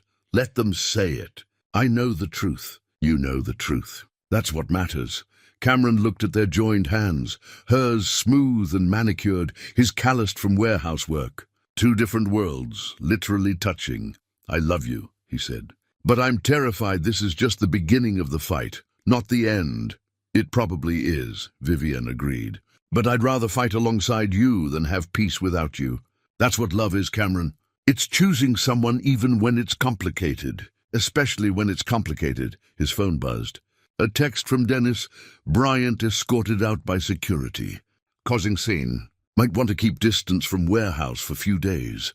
Cameron showed Vivian the message. She sighed. You can't go back there. Not right away. It's not safe. I need to work, I know. But Dennis is right. Let things cool down. In the meantime, she hesitated. Would you consider taking a few days? I have vacation time I never use. We could go somewhere with the kids. Just breathe for a minute. I can't afford my treat. Please let me do this. Not as charity, but as someone who wants time with the people she loves without all this chaos. Cameron wanted to refuse on principle, but he was so tired. Tired of fighting, of struggling, of defending his right to exist in spaces that didn't want him. Okay, he said. A few days. With the kids. Vivian's smile was like sunrise. Thank you. They made plans quietly. A cabin upstate, borrowed from a friend of Vivian's. 4 days away from everything, the warehouse, the boardroom, the judgment and scrutiny. Just the four of them, building something that felt like family. That evening, Cameron picked up Preston and Autumn from Mrs. Cordova's. They could tell immediately something had happened. Did you win? Autumn asked. We did. The people who were causing trouble, they're gone now. Good, Preston said firmly. They were mean. Yes, they were. But, sweetheart, I need to tell you both something. Some people might say not nice things about me and Vivian. About us being together. People might be curious about our family. It might be uncomfortable for a while. Preston considered this seriously. Because she's rich and we're not? Partly that, yes. That's dumb. Rich and poor doesn't matter for love. No, it doesn't. But not everyone understands that. Autumn climbed into his lap. Will Vivian still want to be with us? Even if people say mean things? Yes, baby, she will. She promised. Then I don't care what other people say. She makes you happy. She makes us happy. That's all that matters. Out of the mouths of children, Cameron thought. Such simple wisdom. He told them about the trip, watched their faces light up with excitement. They'd never been to a cabin, never had a vacation that wasn't just a day at the free pool or the park. This would be an adventure. That night, after they were asleep, Cameron stood on his balcony one last time and looked out over the city. Tomorrow they'd pack. Tomorrow they'd leave this place that had been their whole world and step into something new. He thought about Richard Sutherland's face when the vote came down, about Bryant being escorted out by security, about justice, however imperfect, finally arriving. But mostly he thought about Vivian's hand in his, about the promise they'd made to each other. To fight for this, to believe it was real, to trust that love could survive in a world determined to destroy it. The city lights twinkled below, infinite and indifferent. But Cameron wasn't indifferent anymore. He was awake, alive, fighting for something worth having, and for the first time in longer than he could remember, he felt like he might actually win. The cabin sat nestled among pine trees, 2 hours north of the city, rustic but comfortable. A stone fireplace dominated the main room, flanked by windows overlooking a small lake that reflected the autumn sky. It was the kind of place Cameron had only seen in magazines. But Vivian moved through it with ease, showing the children their room, explaining how the fireplace worked. "This is amazing," Preston breathed, staring out at the lake. "Can we swim?" Autumn asked. "Too cold for swimming," Vivian said. "But we can walk around it." "There's a trail." They spent the first afternoon exploring. The children ran ahead on the trail, their laughter echoing through the trees. Cameron and Vivian walked behind, hands clasped, breathing air that tasted clean and new. "Thank you for this," Cameron said, "for giving us space to just exist. I needed it too. These past months have been intense. I forgot what it felt like to just be, without performing or strategizing or fighting. That evening, they cooked dinner together, all four of them crowded into the small kitchen. Vivian taught Autumn how to make proper pasta sauce. Preston helped Cameron prepare salad. It felt domestic, normal, like a family that had been together for years rather than months. After dinner, they built a fire and played board games that Vivian produced from a closet. Preston won at chess. Autumn dominated charades with her dramatic interpretations. Vivian laughed with unself-conscious joy, and Cameron realized he'd never seen her this relaxed. Later, after the children were asleep, Cameron and Vivian sat on the porch in the cold night air, wrapped in blankets, watching stars that were invisible in the city. "I've been thinking," Vivian said quietly, "about what happens when we go back. The reality waiting for us, having second thoughts. No, never, but I'm realistic. Richard might make good on his threat to go public. The media might dig into your life, our relationship. Your children might face questions at school. I know. I want you to move in with me. Cameron's breath caught. What? Not the penthouse. I'll sell it. Buy something more reasonable. A house, maybe, with a yard. Somewhere the kids can have space. Somewhere that feels like home. I want us to build something together, Cameron. Not just a relationship, but a life. That's a huge step, I know. And if it's too soon, we can wait. But I've been thinking about what you said, about how we're always fighting to exist instead of actually existing. I'm tired of fighting. I want to just live with you, with Preston and Autumn. As a family, Cameron looked at the stars, processing. A house, together, the four of them under one roof. It should terrify him. Instead, it felt right, natural, like the next logical step in a journey that had started with a cruel joke and transformed into something real. What about money? He asked. I can't contribute equally to something like that. I don't care about equal. I care about partnership. You contribute in 1,000 ways that have nothing to do with money. Your love for your children, your integrity, your ability to see what matters. That's worth more than any financial contribution. Vivian, let me finish. I'm not trying to rescue you or fix your life. I'm asking you to build a life with me. There's a difference. One is charity. The other is love. He turned to face her fully. I want that, all of it. A house, a life, a future. But I need you to know something first. What? Cameron pulled out his wallet, worn leather that had seen better days. From it, he extracted a small, faded photograph. Karen smiling, holding baby Preston. I loved her, he said quietly. I still love her in a way. She was my first love, the mother of my children. I need you to know that loving you doesn't erase her. It doesn't mean I've forgotten. Vivian took the photo, studied it with gentle respect. I wouldn't want you to forget. She was important. She's part of who you are, and anyone who loves you has to understand that. You do, of course. Love isn't a finite resource, Cameron. You can love her memory and love me. You can honor what you had while building something new. That's not betrayal. That's being human. Tears blurred Cameron's vision. I don't know what I did to deserve you. You survived. You kept going. You stayed kind when the world was cruel. That's what you did. That's enough.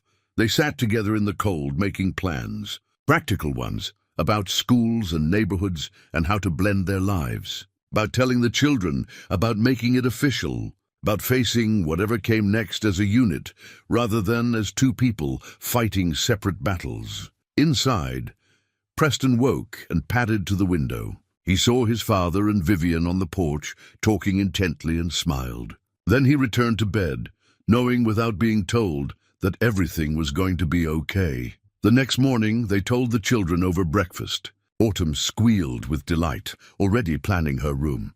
Preston asked practical questions about his school, his friends, whether they could bring Mrs. Cordova to visit. Of course, Vivian said. She's family too. Anyone important to you is important to me.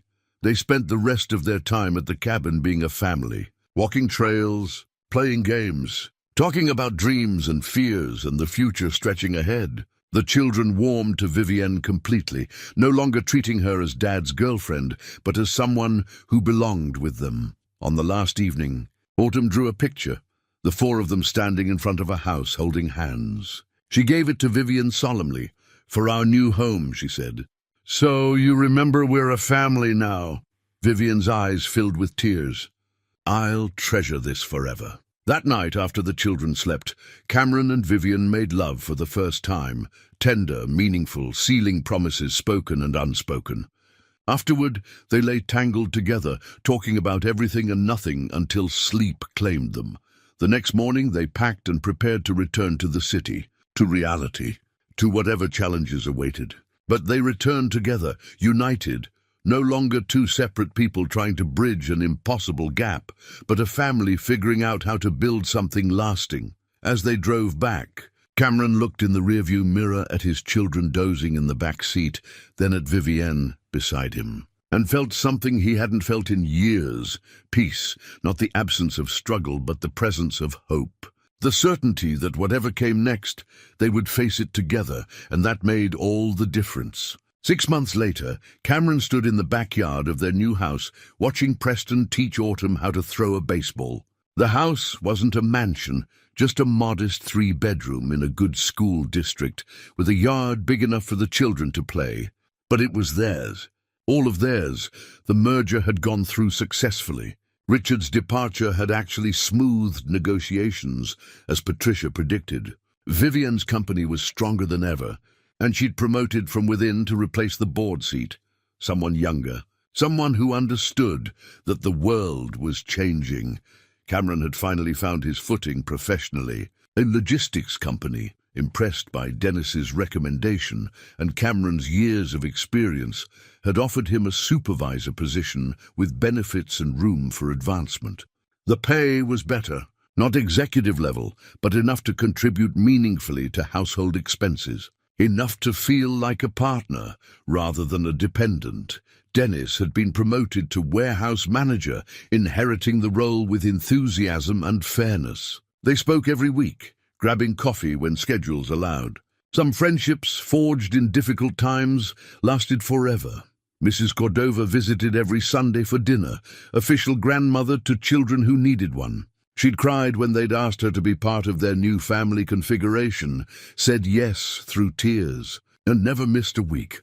The media attention Vivian predicted had materialized, but fizzled quickly. A few think pieces about cross-class relationships, some social media commentary, nothing that lasted. People moved on to other stories. The world kept turning.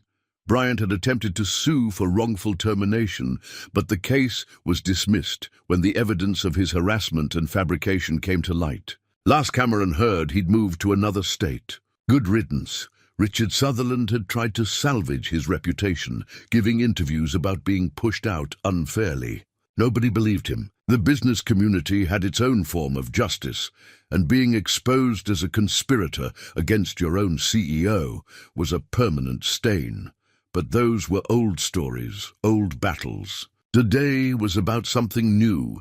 Cameron checked his watch. Almost time. He called the children inside, where Vivian was setting the dining table with her usual precision. She'd insisted on cooking, her specialty, she claimed, though Cameron had learned she only really mastered about 3 dishes. It didn't matter. The effort was what counted. Is everyone coming?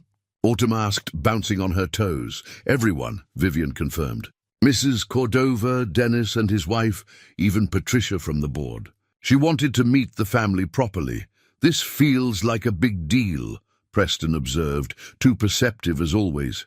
It is a big deal, Cameron said, meeting Vivian's eyes. A very big deal. The guests arrived within minutes of each other. Mrs. Cordova brought tamales, naturally. Dennis brought wine and stories. Patricia arrived bearing an elaborate cake from the city's best bakery, claiming she couldn't come empty-handed to such an important occasion. They gathered around the table, an eclectic group bound not by blood or background, but by choice and loyalty and love. The meal was chaotic and warm, conversations overlapping, laughter flowing freely. After dinner, as they lingered over coffee and Patricia's excellent cake, Cameron stood and cleared his throat. The room quieted. 6 months ago we moved into this house as people trying to figure out how to be a family. Today, I think we've figured it out. He reached for Vivian's hand. You've given my children stability and love. You've given me hope when I'd forgotten what it felt like. You've shown us that family isn't about where you come from or what you have. It's about who you choose and who chooses you back. He pulled a small box from his pocket. Inside was a simple gold band, nothing extravagant, nothing flashy, but real and solid and permanent. Vivian Ashcroft, will you marry me? Vivian's eyes filled with tears. You're supposed to get on one knee. I'm old, and my knees hurt, he said with a slight smile. Will you marry me anyway? Yes, absolutely yes, Autumn shrieked with joy. Preston grinned. Mrs. Cordova pulled out a handkerchief to dab at her eyes. Dennis clapped Cameron on the back. Patricia smiled with genuine warmth. They celebrated late into the evening. Plans were made, small wedding, family only, nothing elaborate. Just the people who mattered, witnessing promises that had already been lived. Later, after the guests left and the children were asleep, Cameron and Vivian stood in their bedroom, their actual shared bedroom in their actual shared house, and held each other. "I still can't believe this is real sometimes," Cameron admitted. "It's real. We made it real. I love you. I love you too. Thank you for taking that chance 6 months ago. Thank you for calling me after that terrible blind date. Best terrible blind date of my life," she laughed. "We should send Bryant a thank you card. His cruelty gave us this. Let's not get carried away." They stood together in comfortable silence, two people who'd found each other against impossible odds and built something lasting. The house creaked around them, settling into itself. Somewhere down the hall, one of the children murmured in their sleep, this was what home felt like. Not a place, but a collection of people who chose each other every day, who fought for each other, who believed that love could survive anything if you were brave enough to trust it. On the dresser sat a framed photograph, the four of them at Riverside Park, taken by a stranger months ago. 4 people who'd become a family, not through blood or circumstance, but through choice and courage and radical, transformative love. Cameron looked at it, then at Vivienne, then out the window at the neighborhood where they'd build their future. The city lights twinkled in the distance, the same lights he'd stared at from his old apartment balcony, wondering if happiness was possible. Now he knew. Happiness wasn't something that happened to you. It was something you built brick by brick, choice by choice, day by day. It was messy and complicated and required constant work, but it was worth every moment of struggle. "Come to bed," Vivian said softly. "Tomorrow starts early. Tomorrow we have the rest of our lives. Then let's not waste a minute." They turned away from the window, from the city, from everything that had brought them to this moment. They climbed into bed in the house they shared, in the life they'd built together, surrounded by children who loved them and friends who supported them and a future that stretched ahead with infinite possibility. And somewhere in the city, in the cafe that had witnessed the beginning of their story, the same tables waited for the same crowds, indifferent to the miracles that sometimes happened between sips of coffee and cruel jokes, transformed into profound love. Life went on. People met and parted and found each other against impossible odds. Some survived their struggles, some thrived. Some discovered that the cruelest joke could become the greatest gift if you were brave enough to believe in it. Cameron and Vivian had been brave, and that had made all the difference.